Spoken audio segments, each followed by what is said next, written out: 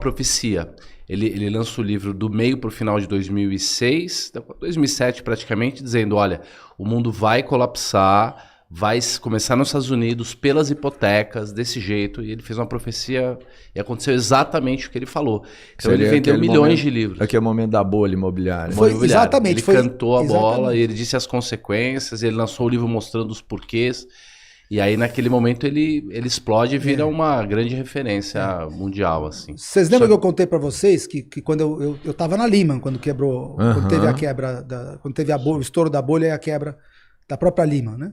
E eu não quis voltar a trabalhar sem que eu fizesse uma análise, tentasse descobrir, ou levantar quais autores ou quais analistas tinham previsto aquela crise. Porque os jornais econômicos e os jornalistas econômicos da época, né, os mainstream que eles chamam, aqueles comuns que todo mundo ouvia, todos eles diziam que era uma coisa que não podia ser prevista. Aquela crise era impossível de prever que aconteceria aquilo. Foram pegos de surpresa. Surpresa, não sei o quê. Só que eu nunca consegui comprar aquilo, porque falava assim, nós estamos no Wall Street, nos meios onde as pessoas têm o maior QI do mundo é aqui.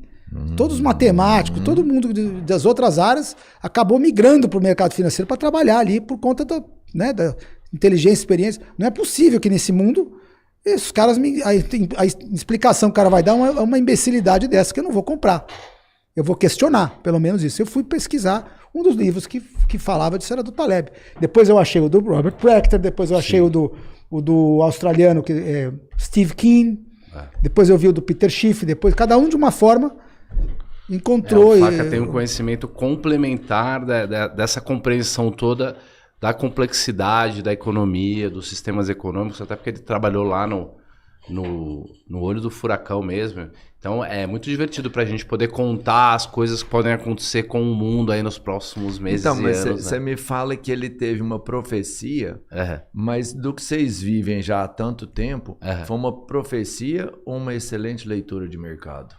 Não, ele fez uma previsão mesmo, porque ele foi contratado. É que você falou profecia, o pessoal tá pensando que é uma coisa assim meio além, ele falou assim, não, é previsão, eu tô imaginando isso, não é uma imaginação. É que eu tô dizendo que depois ele foi tido como um profeta, porque ele acertou uma profecia. Demais, né? Mas só uma previsão tinha embasamento técnico dele. Isso. Né? É porque ele foi fazer consultoria na Freddie Mac e na Fannie Mae, que foram as duas companhias que quebraram primeiro lá de hipoteca.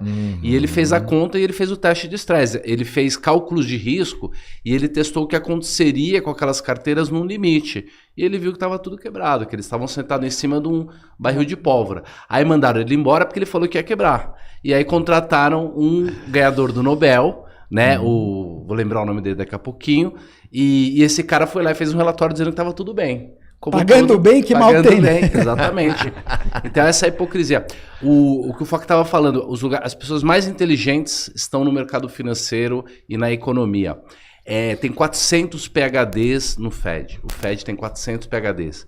E olha, eles têm muito menos poder e importância do que a gente imagina na realidade. A gente acha que eles estão fazendo uma coisa eles que estão comandando a economia, mas na verdade a economia tá a gente acha que eles são os mestres do universo, Masters of the Universe. Sim. O próximo crash vai mostrar para o mundo que eles não têm esse poder. Entendeu? Não, espera aí. Tem o próximo crash, então? Tem. Tá próximo? Eu acho que não temos mais que 2 anos de espaço aí, no máximo. Na minha cabeça. Eu acho que a gente não tem... Antes eu pensava que era 5 anos, mas agora, olhava para o mercado, eu acho que nós temos talvez 2 anos. Tem fatores acelerando ele, para você imaginar de 5 para 2, né? Tem. O que está acelerando esse processo? Geralmente, você tem, no momento que você tem o cenário que nós estamos, que é o extremo otimismo e extrema alavancagem, quanto mais rápido as pessoas pulam no barco e falam assim, precisamos tudo para um lado só, é isso que precisa acontecer para você esgotar um movimento. Você precisa estar, igual na década de 20, quando você tinha um consenso geral de que nunca mais nada poderia tirar o mercado da trajetória de alta. Eu me lembro, você teve inclusive o maior economista da época, em 29, chamava-se Irving Fisher. E o Irving Fisher foi um dos que colocou ali, digamos assim, ele acertou na mosca ao inverso. Porque ele deu uma entrevista Eu acho que na semana seguinte ao topo de... Porque quando o Dow Jones fez o topo em outubro de 29, ou setembro, não sei exatamente, não me lembro exatamente a data, poucos dias depois desse topo, ele não caiu de uma vez, né? Ele começou a cair levemente. O Irving Fisher deu uma entrevista dizendo que agora nós atingimos um platô permanente de preço de ações. Ou seja, um permanently high plateau. Ou seja, nós estamos num patamar permanentemente alto de bolsa, ou seja, não cai mais. Atingimos um nível de desenvolvimento, de inovação no mundo, que agora o mundo está numa trajetória que nada vai tirar ele dessa trajetória. E isso era um consenso geral. E eu escuto um pouco disso hoje. Acontece que o Irving Fisher disse isso no dia 15 ou 16 de outubro, e depois de 20 dias ou 15 dias teve o Black Monday, sei lá o nome do Black Tuesday, não sei o nome do dia lá, mas foi o dia, o de 20 e tanto de outubro, foi o dia que o Dow teve aquela primeira queda inicial forte, 13%. Entendeu? Então, o que eu vejo hoje no mundo é exatamente isso. Nós tivemos muitas inovações, desde a década de 90, né? Inovações, muitas delas com exagero, estouraram excessos, como as ações de tecnologia, teve excessos com muito crédito. Um monte você teve um crash e muitas empresas sumiram mesmo, sobrou só as que tinham produto real para progredir, como o Google, Apple, todas as que viraram super techs hoje, elas passaram por aquele período de depuração e sobreviveram, né? E foram identificadas como empresas boas pelos globalistas que tinham crédito fácil, os caras já foram lá e aportaram dinheiro nelas, e não é só o Zuckerberg que é dono da Meta, não, muita gente. E nas outras, Google, Apple, esses nomes todos, Netflix e tal. Aí você teve o que ele estava contando, um segundo momento de excesso que foi nas hipotecas, que era insustentável aquele movimento, corrigiu. Só que agora nós estamos com excesso em tudo. Depois daquele crash de 2008, teve um momento de retração da sociedade, uma recessão. Não foi uma depressão, foi uma recessão forte. Muito dinheiro colocado, muita liquidez adicionada, que no princípio não teve esse efeito, não barrou a recessão.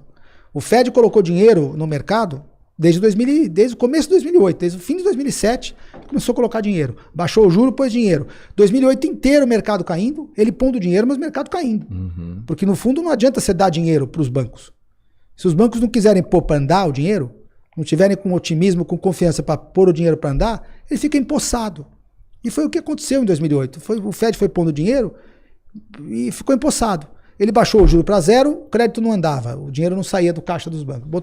Foi comprando ativos dos bancos, começou as políticas de QE, né, que é o afrouxamento quantitativo, que é quando o Federal Reserve chega no banco e fala, me dá esse crédito aqui, toma dinheiro vivo. Só que se o dinheiro vivo fica no caixa, não acontece nada. Mas por que o banco represou o dinheiro? Circula. Porque não tem confiança. Você vai emprestar para quem no meio da crise? Você vai emprestar para quem? Você não sabe quem está quebrando. Você está no meio de uma espiral de quebradeira. Você vai emprestar para quem? Então você retém o dinheiro e deixa ele encostado no Fed mesmo, devolve no Fed, ganhando o overnight. Sim. É uma taxinha para não fazer nada, que naquela época era zero. Não importa, o cara tá com medo, zero para ele tá bom, melhor que não perder. De valor. Naquele momento era reserva valor pura, porque não tinha preço nenhum subindo, estava tudo caindo. Eu me lembro que eu fui passar férias nos Estados Unidos em 2009, no meio do ano. Eu peguei os hotéis 5 estrelas em Boston, eu fui para Aspen, no verão mesmo. Hotel 5 estrelas que hoje custa $1.000 a diária, estava $100 a diária. Eu fiquei no Ritz-Carlton de Boston. Você comprava um apartamento em Miami por $70 mil. $70 mil. Era deflação pura em tudo. Hotel de 5 estrelas, Ritz-Carlton em Boston, $100 a diária. Mas você não fica num hotel desse hoje por menos de 1.500. O Rocha estava falando que vocês estão desenvolvendo um plano, não sei se pode falar. Pode, cara. Pode. Pro